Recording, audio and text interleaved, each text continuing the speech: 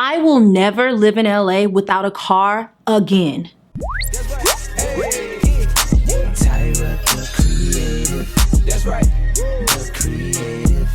What's up, everybody? It's your girl Tyra, and I'm coming back at you again with another video. And today I will be telling you guys 5 reasons why I will never live in Los Angeles without a car again. So, backstory. I moved out to Los Angeles in 2018 and I did not have a car. I did not have a car the entire first year of me living in LA.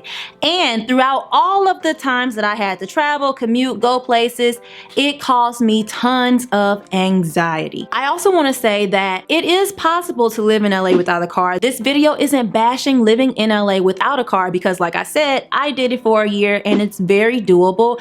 But I am going to tell you guys why I decided that living without a car in LA was not for me. First of all, I'm from Louisiana.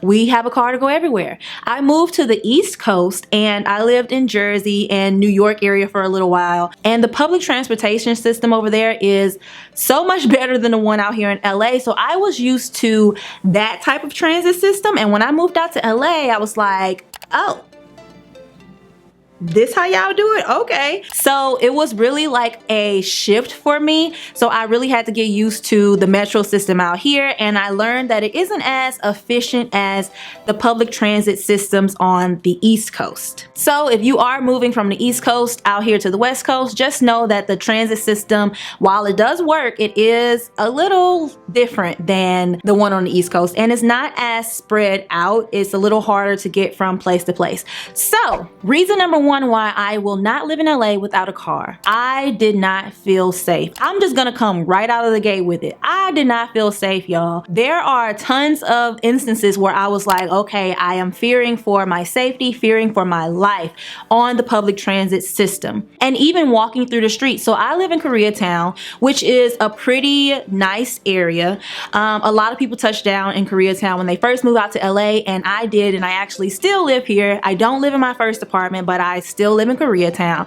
But when I didn't have a car and I would have to commute to work, I was always passing by homeless people on the streets early in the morning, because since I had to be at work for 7 a.m., my commute started at about 5:40 a.m. so I can get to work on time. I am a young woman in a new city, and there's all of these people on the side of the road either sleeping or yelling at the top of their lungs. And I don't want to make it seem like all homeless people are crazy or anything like that, because that is by far false. But you do run into some that just want to act crazy, or they're just, you know, spun out on something. So I would encounter some of those people and it would make me a little nervous. And I did not want to be in a situation where I felt nervous walking to the train every morning. So I was like, okay, it's time to get a car. There was also one time when I was on my way to work, and there was this man who was taking photos of this sleeping child and her mom. Her mom and the child, they were both asleep, and he was taking photos of them, and I was just watching him out of the corner of my eye like, why is he doing this? And then I noticed that he turned his phone around to take photos of me.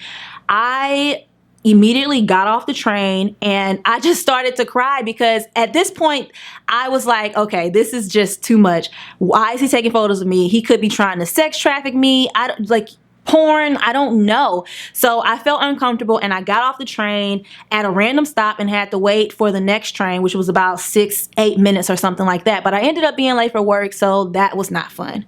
There was also this one time where I was riding a bird scooter across a pedestrian walkway and this car literally hit me. Now, he slammed on brakes and he only hit me like a tap, but that's too much. That was the point where I called my daddy crying and I was like, Daddy, I cannot live out here without a car. This is ridiculous. Like, I literally almost lost my life today. I got hit by a car in the pedestrian walkway. My dad was like, you know what, we're gonna do everything we can to get you a car. And before that, I actually forgot there's also one other story, you guys. So, fun fact, I minored in Spanish in college. So, I was at the bus stop and there was these Spanish guys, they were in the car and they had the windows down and they were looking at me, and they had this other other like older gentleman next to me. We were waiting at the bus stop, and he started to speak in Spanish. "We got guns, we'll pop you. We got guns, we got guns." And I normally have in my headphones, but I don't play music, so I can be aware of my surroundings, but also seem like I cannot hear what's going on. So I heard him do that, and I was so nervous, but it was daytime, but I still feared for my life. Like, he was saying, "I got guns, we'll pop you," towards me and this other gentleman. I did not feel safe not having a car in LA. Number 2 is my super long and tiring commute to work. So I used to work at a restaurant in North Hollywood, and I would have to commute from Koreatown. Now, this commute took about an hour and 30 minutes based on where I lived, the train, and where the restaurant was. Since I had to be at work so early, my commute started at 5:40 a.m. So I would have to walk a mile and also take the train to get to work. Now, this mile was split up, so I would have to walk to the train station, which was about half a mile, and then get on the train. And then from the train station, I would have to walk another half mile to get to my job. And it would be just the most tiring thing ever. Then I would have to work an 8-hour day and do the same thing to get back home. When if I had a car, I could just take the 20-minute drive all the way to Black Bottom. Sometimes I would even rent a car to go to work, and I would just feel such a sigh of relief because I didn't have to spend all of that time walking and exerting all of that energy and then going to stand up for 8 hours and bake pies. And you may be thinking, "Tyra, why didn't you just take a Lyft every day?" A Lyft during peak hours every day would have been my entire paycheck. I was working a part-time job, and I did not make that much money per hour to pay my rent, pay for necessities, and also pay for Lyfts every day. That was not ideal. Number 3 is I needed personal space. So having a car, you have your own personal space that no one else can enter unless you let them enter it. Riding the train, you are subject to whatever is happening around you. So I was riding a train one time, and a homeless lady threw up on me. Oh, that was the best day of my life. That was the most disgusting thing that ever happened. I wasn't upset at the homeless lady because she looked like her stomach was hurting really, really bad and she couldn't stop throwing up. But at the same time, I don't get on the train to be thrown up on. So when I got my car, I was able to have it smell the way I wanted it to. It was my energy that was inside of the car, and it just made my commutes or my trips wherever I was going so much more peaceful and relaxing for me. Now, some people may be saying traffic is horrible. Traffic is not always horrible, and it also depends on where you are going and where you live. So most of the time, I'm not really sitting in bumper to bumper traffic. I was when I was working in NoHo and coming home from that job at 5 o'clock in the afternoon, but I really don't have too many problems with traffic based on my personal schedule. Number 4 is I like to get up and go when I please.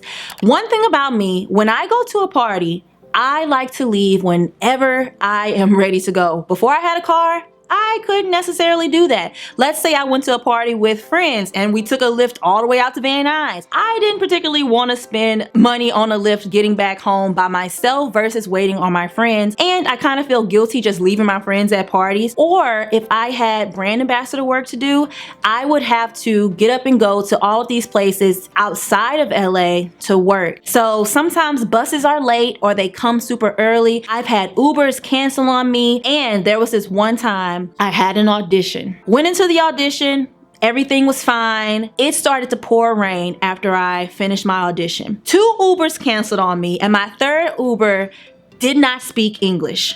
So I was telling him, "Hey, this is where I am. Please come in front. I don't have an umbrella and it is freaking raining." Long story short, he did not come in front. He went all the way around the building, said, "I'm gonna wait for you on the side of the building." I went to the side of the building, and as soon as he saw me, he canceled the ride and drove off. I screamed at the top of my lungs, and I was so pissed off. And there was this one girl, bless her heart, who was auditioning for this role with me. I actually got cast in this too, by the way. But this girl was like, "Hey, what do you need? Come sit in my car." And I just bawled because all of this stuff had been piling up within this year of living in LA without a car, and I was I was not having it. Number 5 is uncertainty causes anxiety for me. And this is like a culmination, how do you say that word? And this is like a culmination of all of the reasons that I've given you. Being uncertain about when I will be getting to a place really causes anxiety. So I try to do everything in my power to make sure that I know when I'm leaving a place and when I'm going to a place, or whatever the case may be, because I know that that helps me run more efficiently. So it may sound like I'm complaining about when I did not have a car, but the truth be told, it all boiled down to being anxious and having anxiety around all of these situations. Like I said at the beginning of the video, you can live in LA without a car, and it was very doable. If you guys would like me to make a video on how to live without a car in LA, let me know down in the comments below. And one more thing I want to point out about actually having a car in LA is if you're the only one of your friends that does have a car, you'll start becoming the designated driver whenever you go places really far because no one else has a car. So that's something to think about, but I'm super grateful that I do have a car now and a parking spot. That's actually why I had to move from my previous apartment, because parking in Koreatown can be terrible. So I moved into an apartment where I have an assigned parking spot, and I don't have anxiety about finding parking anymore. So I'm super excited about that. And I wanted to point out my shirt that I have on. It says, "Take a deep breath. Everything will be okay." And this is something that I've had to learn to do since I have been living out here in LA. And having a car has indeed become a breath of fresh air. So if you would like to get one of these shirts, visit Self Care is for Everyone on Instagram. They have tons of mental health awareness shirts, and they are super cute, just like this one. But I hope you guys enjoyed this video. Make sure that you give it a like if you did. And if you are not already subscribed to the channel, make sure you hit that big red subscribe button down below. And make sure notifications are on so you can get all of the alerts anytime your girl posts any new content. If you guys have any questions about anything that I said in this video, let me know down below because I respond to all of my comments, and I will see you in the next one.